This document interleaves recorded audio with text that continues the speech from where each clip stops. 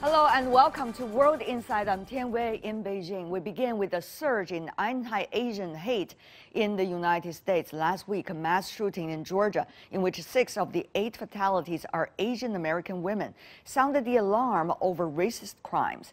The group Stop AAPI Hate revealed last week a nearly 3,800 incidents reported over roughly a year amid the pandemic.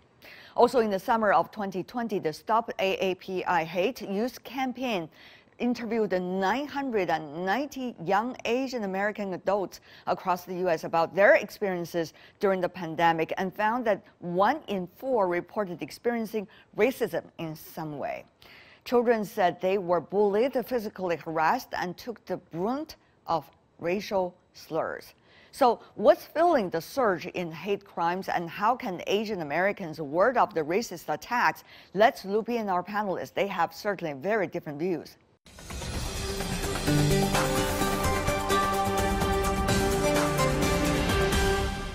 For anti-Asian hate crimes in Washington, D.C., Jean Felser, professor of English and Asian Studies from University of Delaware, and William Lee, chief economist with the Milken Institute. Also in Beijing, we have Professor Tong freelance movie critic and cultural commentator. He's also working as a professor in China's Foreign Language University. What a pleasure to welcome all of you. Professor Felser, not being an Asian American, looking from outside, but looking at your country, what is going on with this hate crime that seems to be caught everybody's attention? I think the hate crime is part of a package of what's happening in my country and happening globally. It starts, of course, with the anti-immigrant sentiment that arose so powerfully during the last administration, the closing of the border. I think the issue of COVID is very critical to the violence that's happening now, and Chinese people being targeted for causing COVID, for bringing COVID to the world, which just isn't supported by the science. I think it's a perfect storm that it's fed into a lot of stereotypes and images of Chinese people, particularly Chinese women, being set up and seen as vulnerable, as passive, and diseased. So all of this is coming together with a rise in gun violence in the United States. So it's a perfect storm that is coming down on elderly Asians, Asian students, my students, and people, Asian people across the country. I see. Mr. Lee, the Asians now these days are much more vocal than they used to be. There on the streets, they're demonstrating against the hate crime. They're letting everybody know about what's going on. But how much will they be able to, prevent further tragedies from happening? We don't know, do we? What is the real problem here? I think that the fact that the Asian Americans are speaking up means that we are truly American. We feel we have rights. And we want these rights to extend to the new arrivals and immigrants so that they too will have the protection of the law. Now, while I agree with Felser that it's a very stormy time these days because of the COVID, because of the economic distress that was imposed by the lockdowns, these situations stress any society. You can see the stress is not just the United States, but you see it in Europe as well. And in Latin America. Every society has got racial stereotypes, and I think we in the United States should be careful to grab at stereotypical and racial answers as the first source of recourse. I see. We should look at the stresses that's in the COVID and lockdowns.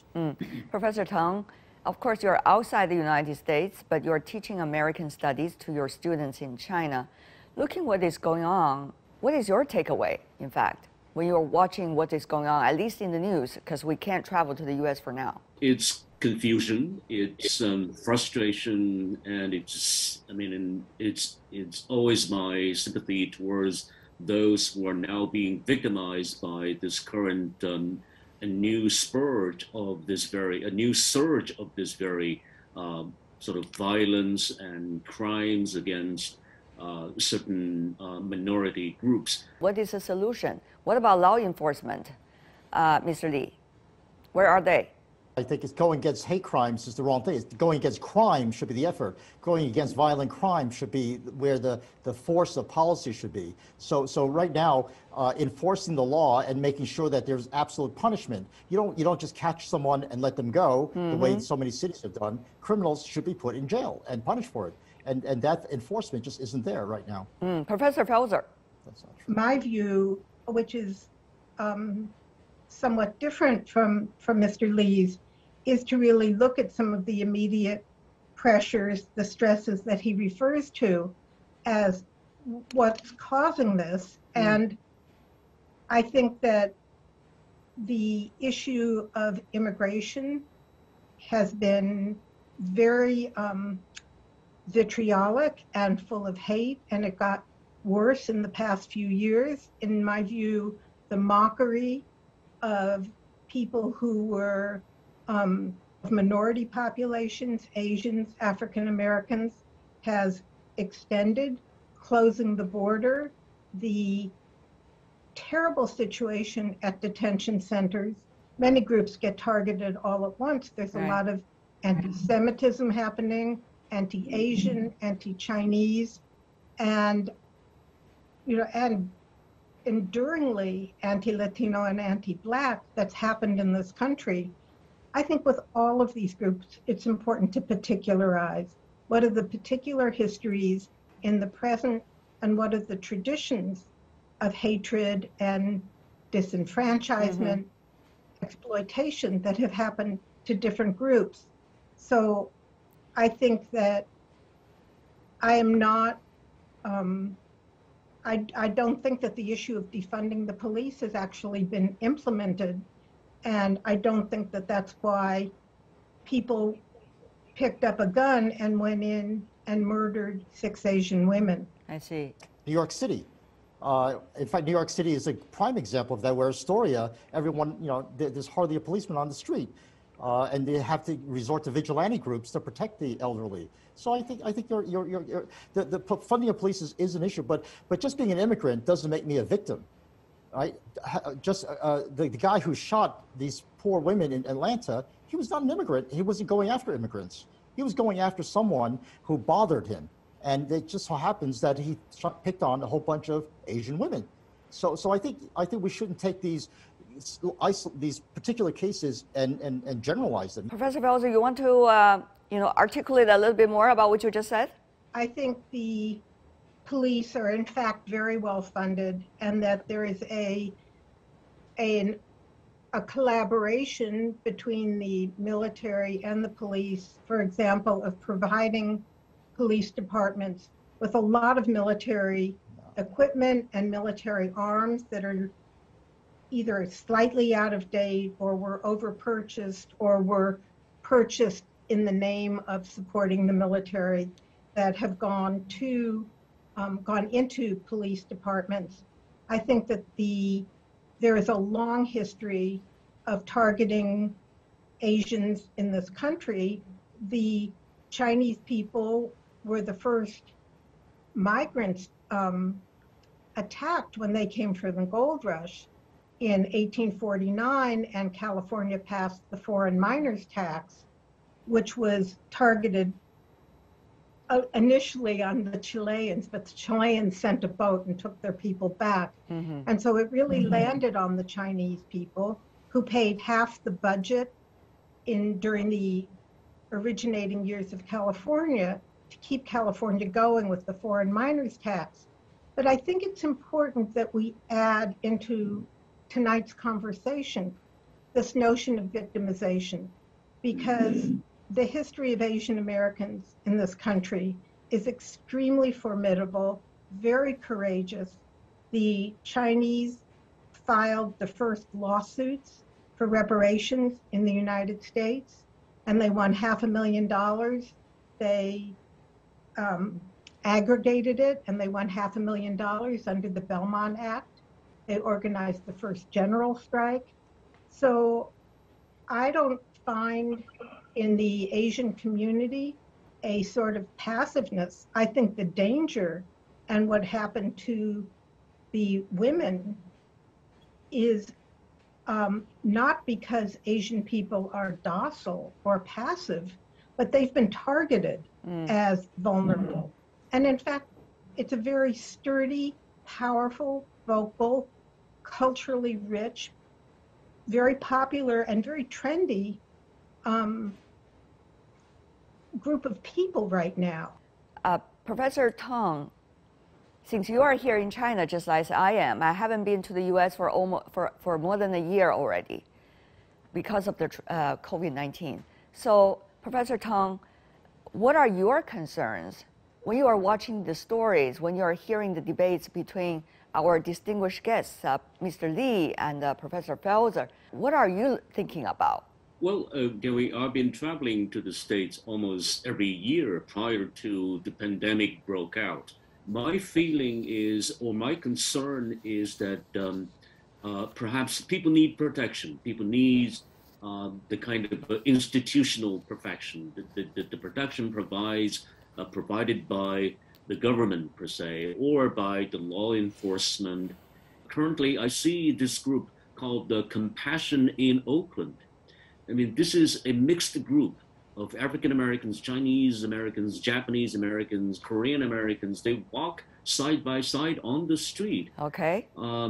It's a good thing to see, but then it's also a sad thing to see. I mean, the citizens of one country have to rely themselves on compassion to protect themselves. This is not happening in China. I mean, this is not happening in China. I don't see this happening in China. I mean, our education is that each and every one of us should be well protected by the government, by the law enforcement. At the Biden administration, at the federal level, there has been a lot of talk about protection of human rights and racial equity. But at the same time, things like this are happening, and there seems to be not necessarily a very efficient way of stopping it. So there are two conclusions people could possibly reach. One is preaching is one thing, doing is another. The other is this administration and the government apparatus are incapable of implementing the ideas. So which one is this, or you have other explanations? If things are like this, what does it mean for the Asian and Pacific Island community? Well, I think let's remember that President Biden has only been in office for 2 months. That's true. It's a very divided Senate and a very divided Congress, and it's going to be, he has made many initiatives all at once, and we'll have to see how these are going to be implemented on the federal level, and then to look towards what's happening at the states. I think if we look to the 60s and talk about the Black Panthers, I think we're really going backwards in time, and that we know from Black Lives Matter and the brutality against African American people by the police, that none of these populations of people are well protected or are safe. And what's happening is that each of these groups, sometimes in coalition with each other when things work well, are having to figure out what their specific needs are. Yeah. For African Americans, there are dire economic situations in terms of education, in terms of school, in terms of healthcare.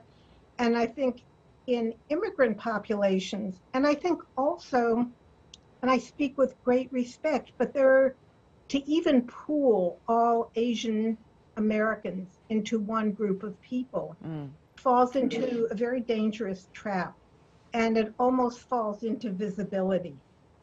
We don't want to get into a stereotype of talking about all Asians or all Blacks or all women or all anything. I think once you put the all in front of it, we're really in trouble. And I think it's important to look at particular groups of people, what their legal status is, whether they're documented or undocumented. If you're not documented, you're not going to go to the police. You're not going to go to the lawyer. You're not going to even enroll your kids in school. You're not going to take your kid to the emergency room. And if somebody's coming after you, you don't have the legal resources to defend yourself. So in my view, a lot of this starts with economics, but it starts also with immigration policies. And we may not agree on what the most protective or ideal or just immigration policy is. I'm a daughter of immigrants. Had there been differences at the time on both sides of my family, I would be an undocumented person. And without papers, you're totally vulnerable. If we're talking about what we do right now, then we look at immigration policy and we look at gun laws. And those would probably be, the most urgent. And then we look at anti-trafficking legislation. The Republicans in Congress just voted against, although it passed, they voted against the Violence Against Women Act. So this is why I'm calling it a perfect storm of contempt for Asians, for women, for poor people, for undocumented people, and all of those things we can address very quickly. Mr. Lee. Just as de Tocqueville's observations of the United States was very poignant, we need cops on the street. That means neighborhood, local police, knowing the people there and being able to integrate themselves and enforcing the law as it should be on a street-by-street, neighborhood-by-neighborhood level. So it's local enforcement, local police that we're talking about funding here, and they are being truly defunded in so many cities. So Professor Tong also said that to protect people, they have to have rights, and the rights have to extend beyond being a citizen, but also being a resident. And residents' rights are also being protected by local police. So to me, the heart of the matter is to have the institutions enforced and to get rid of the trend that we have now in district attorneys not enforcing laws, in catching criminals and letting them go. That's sort of procedure that breeds even more violence and more crime because crime goes unpunished. Professor Tong?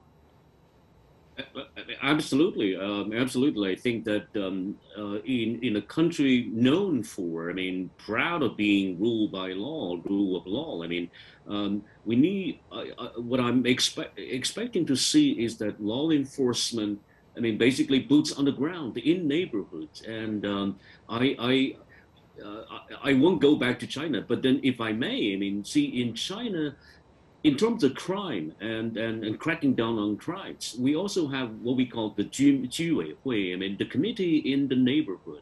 This committee in the neighborhood is extremely useful in identify the very crime and the very person, and also perhaps this very potential crimes to be committed, and then set up this very alarm system in close connection and close cooperation with the local police.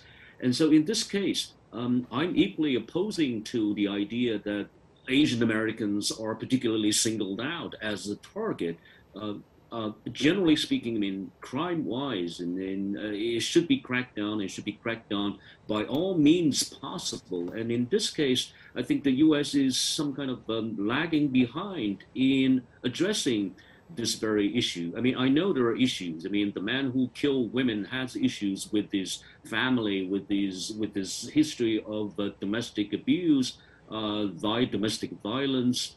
But then, isn't there a way that we actually set up this very local and community level committee or self-organized group to protect the neighborhood, to patrol the neighborhood, if there is a shortage of funding on the part of police enforcement? They used to be called block associations. People in the neighborhood watching out for everybody else and being in touch with local police who come immediately when called. Right now in Los Angeles, if you call the police and they say, if it's just someone loitering, we're not coming. If it's just someone breaking into your car, we're not coming, because that's not considered a serious crime. Okay. Professor I think it's important to add, though, that the United States has more people incarcerated probably than any other country in the world. And if we look at the whole chain from the moment of crime and also what's defined as a crime up through the number of people who are incarcerated in the United States, the number transcends figures in any other country and any other developed country in the world. So I don't think the issue is that we have inactive police force. And we are in a moment of transition where certain, for example, low-level drug crimes are, and especially with COVID, it's been a very odd time in the United States watching the prison population be paroled because of COVID. And in California, we had a situation where the prisoners were the firefighters, and there were not enough people in California to fight the fires this summer because so many people were being paroled. If we're talking about what is happening to Asian people, I think that the issue of community policing is really important. It's not the direction that many police forces are going in. They're going into much more high tech, more surveillance, computer forensics, drones. And we saw in Washington, D.C., the level of tanks. There was no way they were going to start shooting tanks in Washington, D.C. It was a sort of meaningless police presence that didn't give anybody a sense of access to a neighborhood police officer, familiarity, contact. I think that community policing is intimate, it's friendly, it's on trust, but we have many more systemic problems that will come with that change in philosophy. I don't know if we'll ever get that back. And the other thing I find from every one of you is that it seems that the reasons are all around, and therefore we have to address them all around. But where is the starting point? That is the most important thing. We have to begin to act today. So what should we act on? It's not just about one administration, because we see racial discrimination through various administrations, just some under much dramatic circumstances like today, this COVID-19, right? So I really wonder, it is not an administration thing, so what is it? What is the systematic solutions to it? Has America been debated about this and doing things after the debates? Professor Felser, maybe I go to you first and then I go to everybody. There are minorities in all of our countries. Yes. Across Europe, across Asia, there are minority populations, and each has a very different history. And so I'm very leery of making generalizations, but the issues that I think would address the anti-Asian crime right now is, one is for visibility of powerful Asian Americans in this administration, and that began to get surfaced this week in who the cabinet appointments were, why there were no Asians in this cabinet, and that's being addressed. And I think the tragedies and the violence has put a pressure point on President Biden to diversify and include Asian Americans at the highest level. And then I think the issue of immigration is serious and desperate. And so I would say guns, immigration, voting rights, so that people feel that they have access. They need access to more than the cop on the street. They need access to medical care, to the whole judicial system, to the education system. And so all of these have to come together in a melange so that things get addressed at once.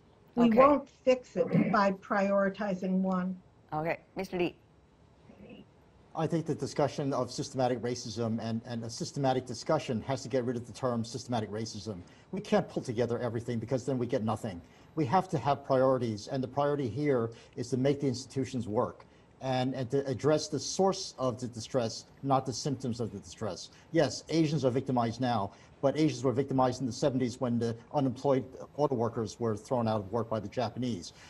And the Germans were distressed in the 20s during the World War I and World War II. So systematic racism is tribalism, in other words. And to get rid of the stress is to open up the economy, get people back to work, have the unemployment rate down at 3.5%, and have everyone have enough so you don't have to go after someone else's property. All right. That is really the source of the solution. Professor Tong, your final words. Also, yeah, same question.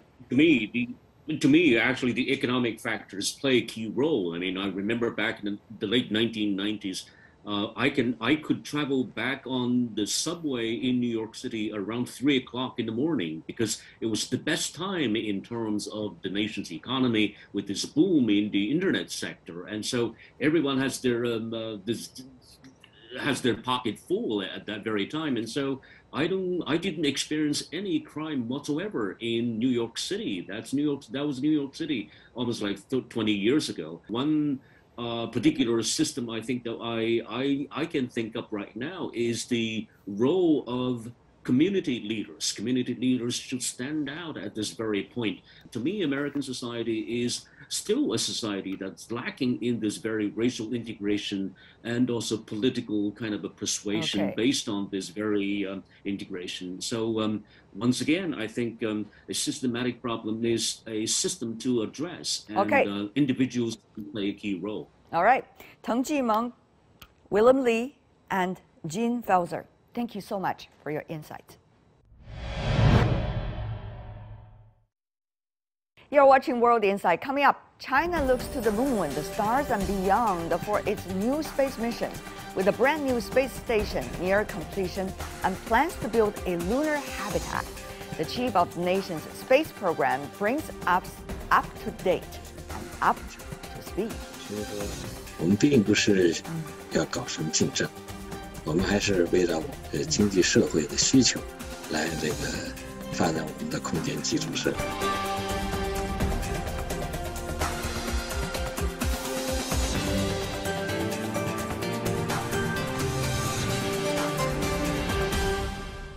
Welcome back. This is World Insight. I'm Tian Wei. Humans have always been fascinated about the unknown, and there's no place we know less than the great beyond, the outer space. China is keen to pursuing ambitions in manned space exploration, beginning with the completion of its space station by the year 2022. The China Manned Space Agency said with the station nearly done, several space missions, including the launch of the station's core module, cargo replenishment, and manned flight, will be carried out one after another. Meanwhile, China and Russia have agreed to jointly build a lunar space station that will be open to all countries.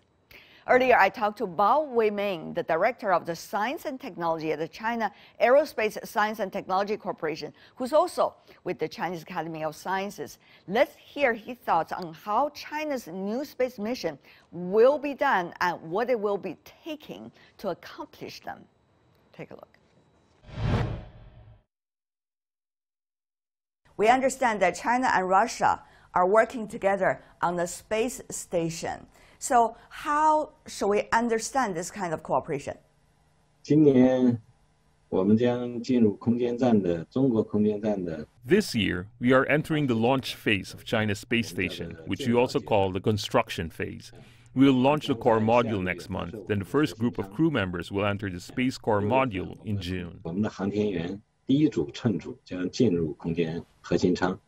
So from now until a month from now, as you just said, what is likely to be your major task?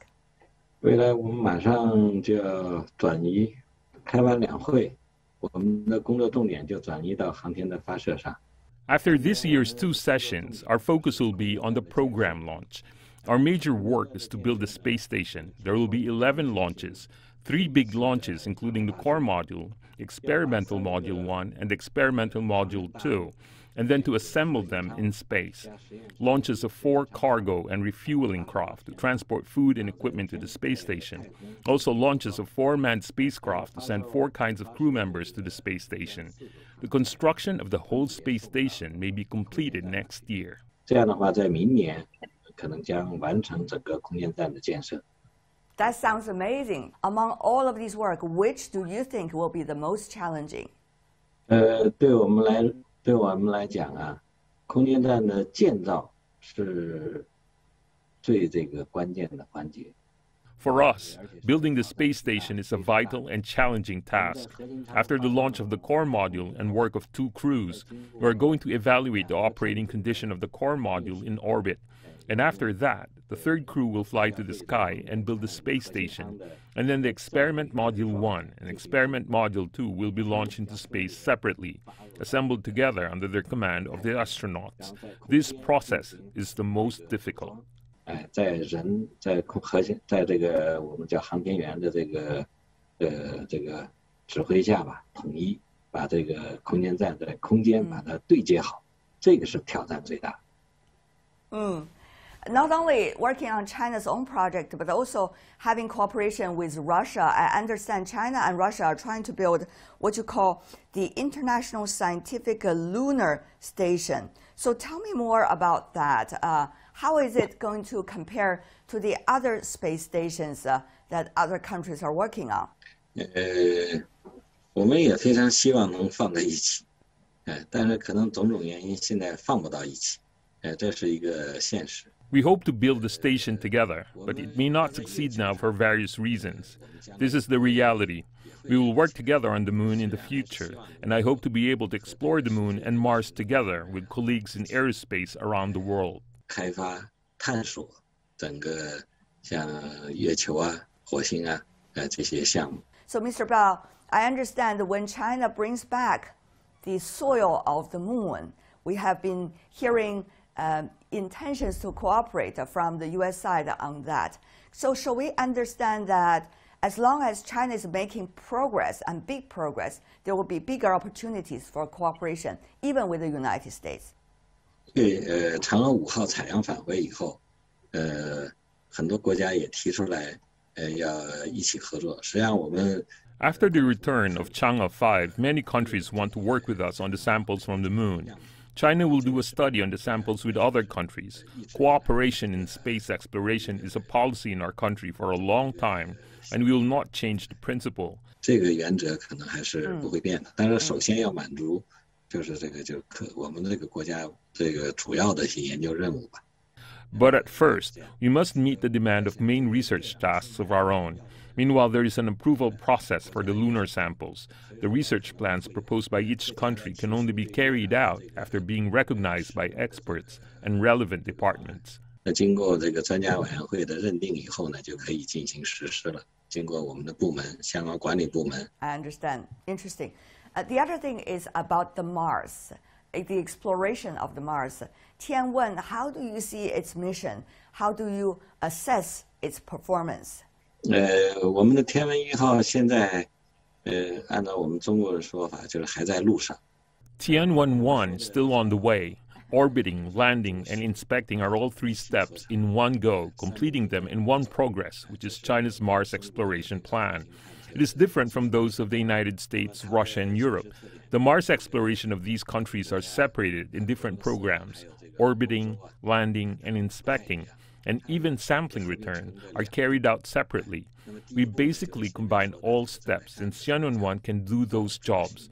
我们现在已经在环绕，那么下一步呢？可能我们说的在综合评估以后，在5月份。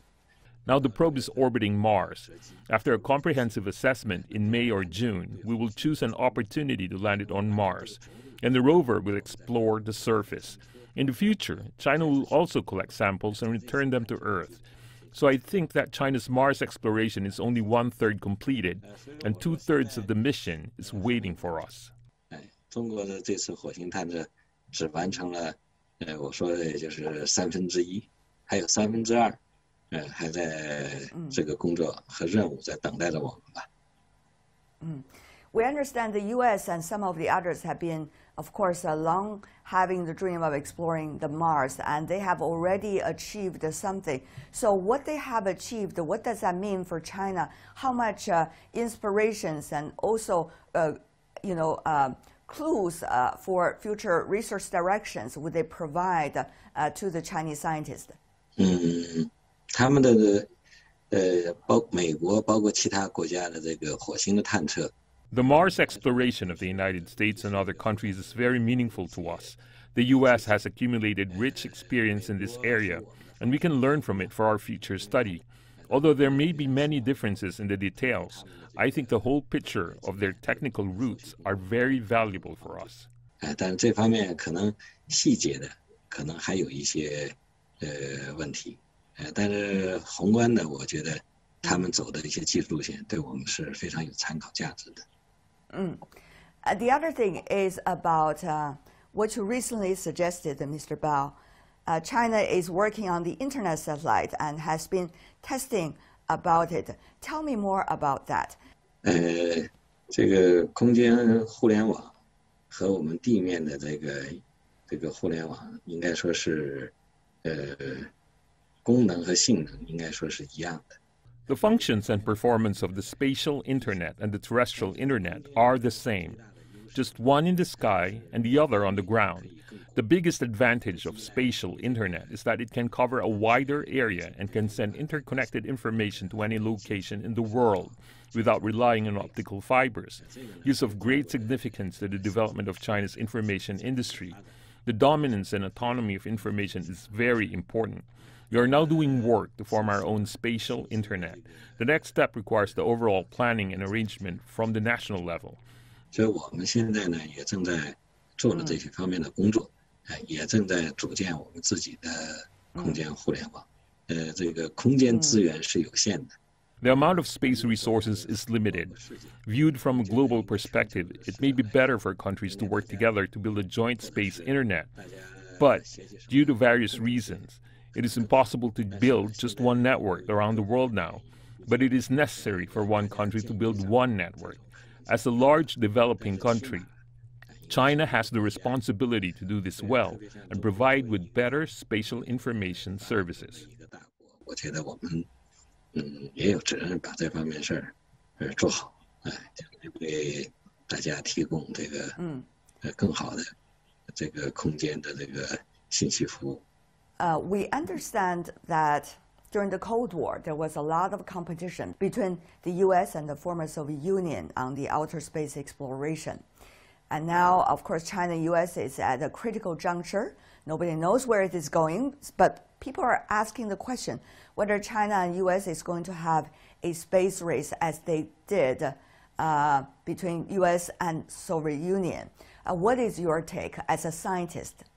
中国现在发展空间的这个探索和空间的这个基础设施。I think that China's current space exploration and space infrastructure are working for China's development, serving the entire society and even serving the world. Like our Beidou navigation, it serves the world.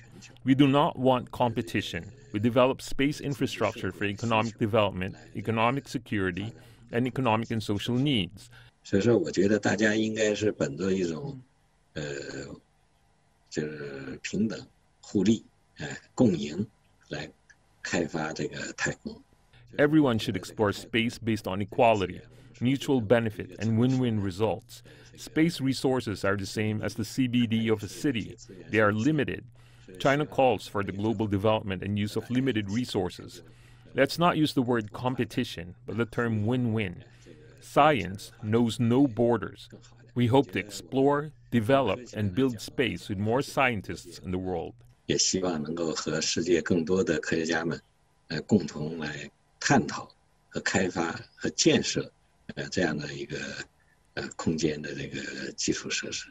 Thank you so much, Mr. Bao, for taking your time and talking to us. Really appreciate it. And that's all the time we have for today. If you'd like to see more, search World Insight or check out our YouTube channel. Follow us on Twitter and Facebook. I'm Tian Wei on behalf of the team. Thanks for watching and